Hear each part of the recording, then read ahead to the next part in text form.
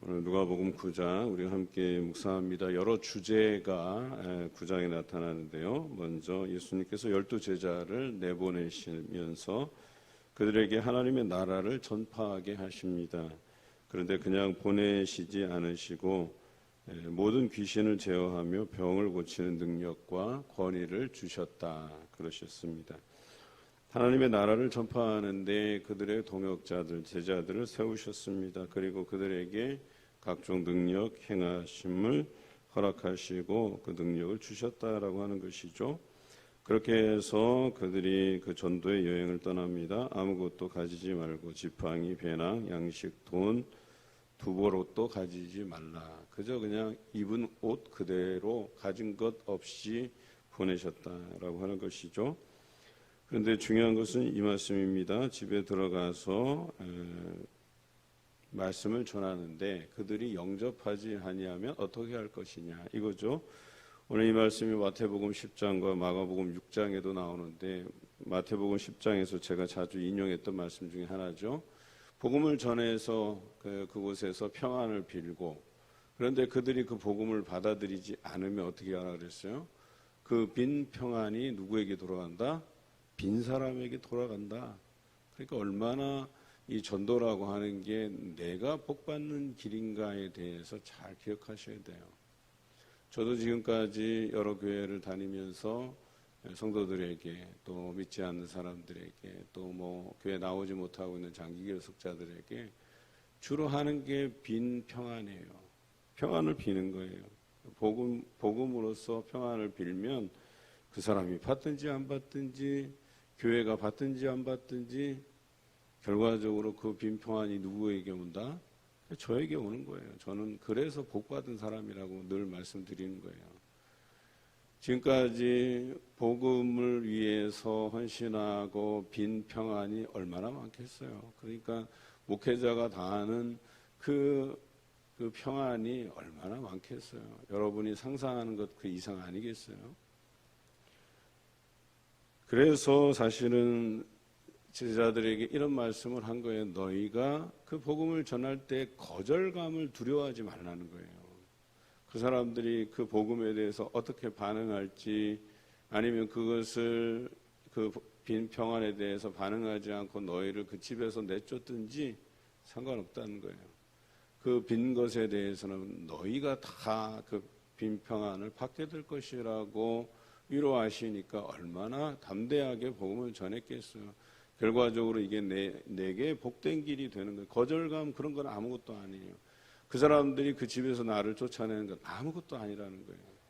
그저 선포하고 전하고 평안을 빌고 그것이 결과적으로 내게 다 돌아온다는 거예요. 얼마나 감사한 일입니까? 여러분들도 제자로서의 삶이라는 것은 이런 것이다라고 하는 것을 알고 담대히 복음 전하시기 바라요. 거절감 그런 건 아무것도 아니에요. 내게 돌아오는 그 빈 평안이 얼마나 내게도 그렇고 그 사람에게도 그렇고 그 사람이 빈 평안을 받으면 그 사람이 복되게 되고 구원의 길에 서게 되고 하나님께서 세우시는 사람이 되고 다 그런 것 아니겠어요? 7절부터 헤롯이 이런 예수 그리스도의 행적을 통해서 당황해하죠. 문제는 세례 요한인 줄 알았더니 세례 요한보다 더한 사람이 나타난 거예요. 그래서 분봉왕인 자기에게 집중하지 않고 그 관심이 다 예수라고 하는 사람에게 그렇게 빼앗겨 버리는 이 일을 헤롯만 싫어한 게 아니라 종교 지도자들, 율법학자들, 장로들, 서기관들, 제사장들 할 것 없이 다 그들이 그 사람을 긴장하고 견제 세력으로 놓는 거예요. 왜 우리의 관심이 다 저 사람한테 가 있느냐 이거죠. 그리고 그들에게 중요한 문제는 그 사람이 누구냐라고 하는 거예요. 그런데 이 예수님에 대한 정체성에 대한 물은 우리가 앞선 본문에서 계속해서 제기돼 왔잖아요. 죄사함을 선언할 때 저 사람이 도대체 누군데 죄사함을 선포하느냐, 하나님 외에는 죄사함의 권세가 없지 않느냐 이렇게 얘기한 것 아니겠어요. 제자들도 물론 그들의 무지에서 드러난 것이지만 도대체 이 사람이 누구기에 바람과 물결도 그 앞에서 순종하는가라고 또 묻는단 말이에요. 중간에 이제 힌트가 나오죠. 귀신이 나갈 때에 거룩하신 하나님의 아들이시라고 이렇게 힌트까지 줘요. 그런데 오늘 이러한 물음에 대해서 헤롯이 궁금해해요. 그래서 누군가 하여 그를 보고자 하였다 그랬어요. 누구는 요한이 살아났다, 누구는 엘리야가 다시 왔다, 이런 소문들이 자자했다는 것이죠. 그리고 10절부터 17절에 예수님의 정체성을 드러내시는 완벽한 힌트가 될 만한 사건이 나오는데 그것이 오병이어 사건이에요. 여러분, 오병이어 사건을 읽으시다가 문득 이스라엘 광야에서 그들에게 만나를 내리신 하나님이 기억나면 제대로 본문을 묵상하시는 거예요. 뿐만 아니라 엘리야를 통해서 사렙다 과부를 먹이신 사건을 여러분들이 기억난다고 하면 여러분이 성경을 제대로 읽으시는 거예요. 오늘 오병이어 이 사건은 그저 단순히 5,000명, 남자만 5,000명이니까 더 많은 군중이 먹었겠죠. 뭐 남자만 있었겠어요. 그런데 그 많은 군중들을 먹이신 사건, 단순히 그런 물고기 2마리, 보리떡 5개로서 그렇게 많이 먹이시고도 12광주리가 남았다, 이런 현상적인 것이 중요한 것이 아니라 오늘 이 사건이 누구를 이야기하고 있는가라고 하는 것을 명확하게 알아야 된다는 것이죠. 예수님께서 이 기적을 행하신 것은 이미 이스라엘 광야에서 하나님께서 자기 백성들을 먹이신 그 사건을 기억나게 하시려는 거예요. 곧 예수 그리스도가 하나님의 본체이시고 하나님의 아들로서 독생하신, 즉 하나님의 전인적인 부분을 다 닮은 바로 하나님 그 본인이 이 땅에 오셔서 말씀이 육신이 되어서 우리 땅에 오셔서 우리와 같은 몸을 입으셨지만 그분은 곧 하나님이시고 그분은 곧 독생하신 예수 그리스도 하나님의 아들이신 것에 대해서 알려주신 것이죠. 그런데 놀랍게도 이 사건 이후에 18절부터 베드로가 이분이 누구신가에 대한 정확한 고백을 해내고 있다는 것에 주목해 볼 필요가 있어요. 저는 궁금해요.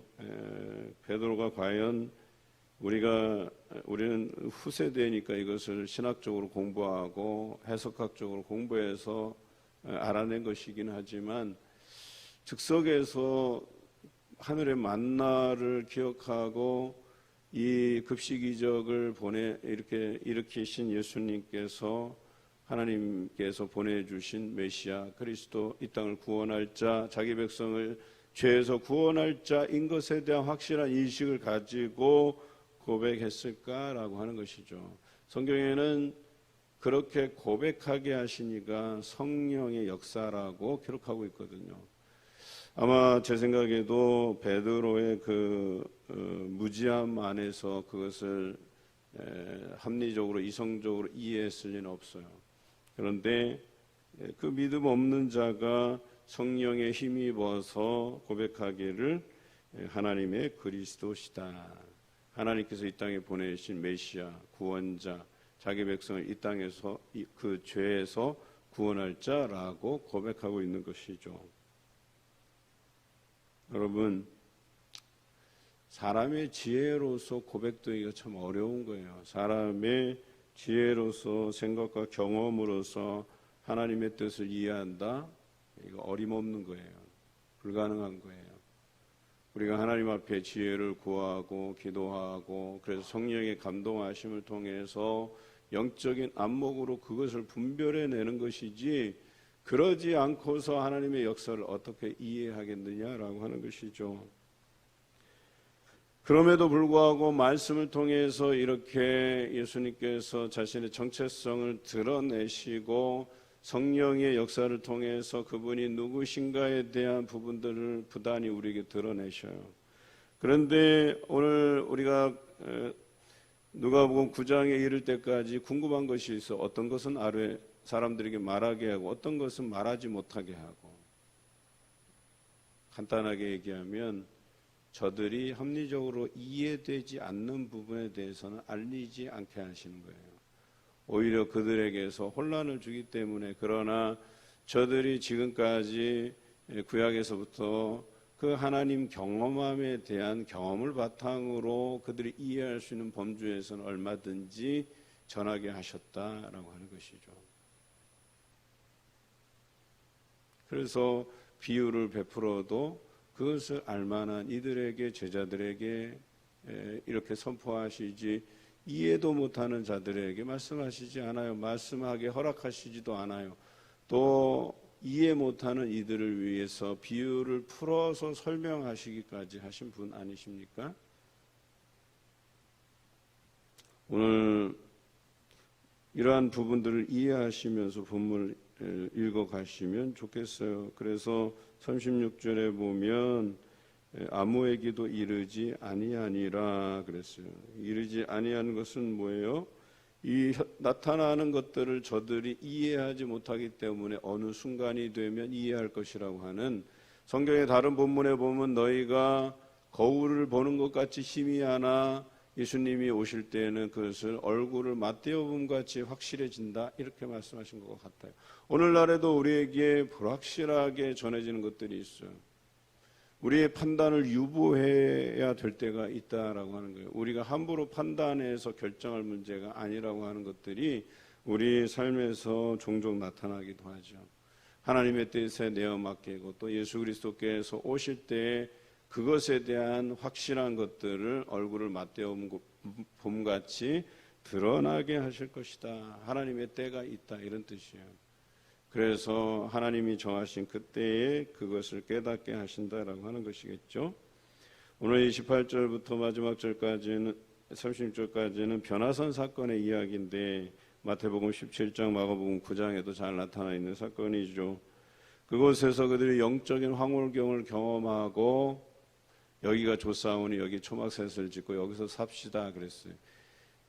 우리는 흔히들 유대인들이 기적을 체험하고 어떤 영적인 황홀경을 체험하면 그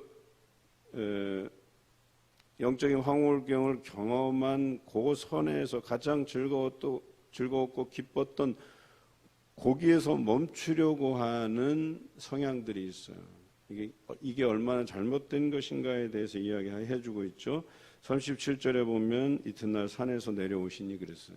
거기에 있는 것이 하나님의 뜻이 아니었던 거예요. 구름 속에서 음성이 들리는데 저의 말을 들으라는 거죠. 하나님의 아들이신 저의 말을 들으라라고 하는데, 예수님께서 하나님의 뜻을 받들어 행하신 것은 그 산에서 내려와서 이거예요.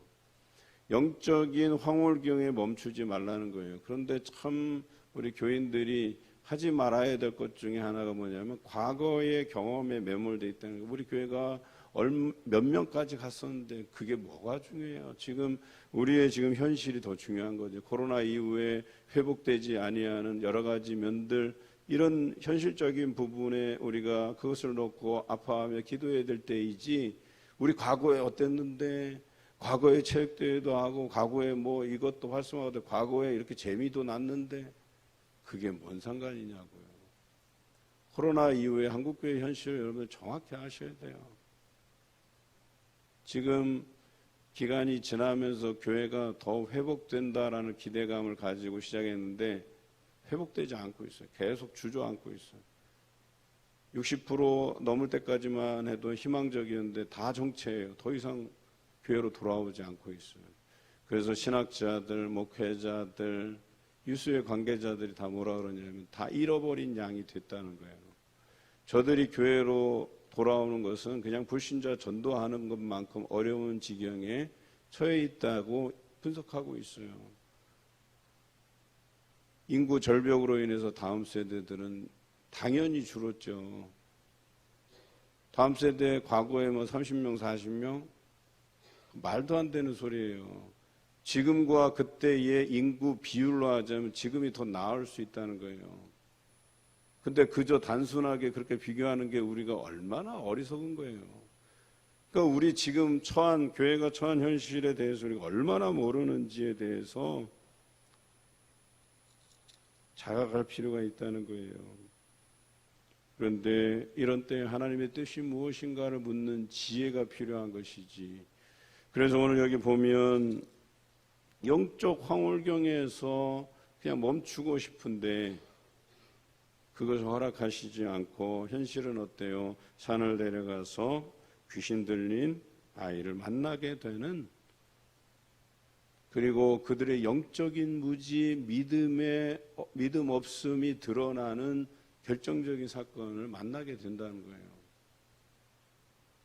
영적인 황홀경에 취해 있으면 자기가 뭔가 대단한 사람이 됐다고 생각을 해요. 말도 안 되는 소리예요.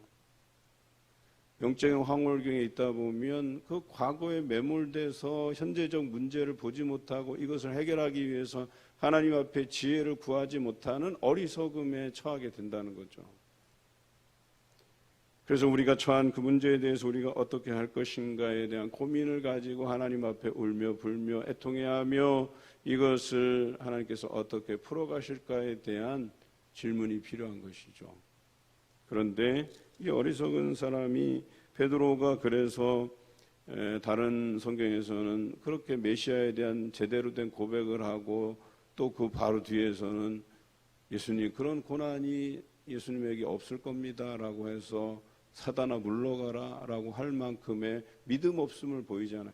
이것도 마찬가지예요. 여기에서 그 영적 황홀경에서 멈춰 있자고 얘기하는 이 어리석은 베드로의 요구, 한시라도 우리가 하나님 앞에 우리의 어리석음 때문에 하나님의 뜻을 저버리지 않도록 우리 자신을 둘러보아야 되고 말씀에 유념해 보아야 된다는 사실을 여러분 기억하시기 바라요. 그것만이 이 시대에, 이 어려운 시대에 코로나 이후에 우리 한국 교회가 처한 인구 절벽에 이렇게 맞부딪혀 있는 우리 교회의 현실 앞에서 하나님의 뜻이 무엇인지, 우리가 무엇을 해야 될 것인지, 우리가 더욱 하나님 앞에 말씀으로 단련되어 세워져야 될 필요가 있는지를 고민하게 될 것입니다. 그저 손 놓고 될 대로 되라, 그건 아니에요. 오늘 누가복음 묵상을 통해서 과연 하나님께서 우리에게 요구하시는 것이 무엇인가를 깨달아지는 그런 귀한 시간들을 경험해 가시길 주님의 이름으로 기원합니다.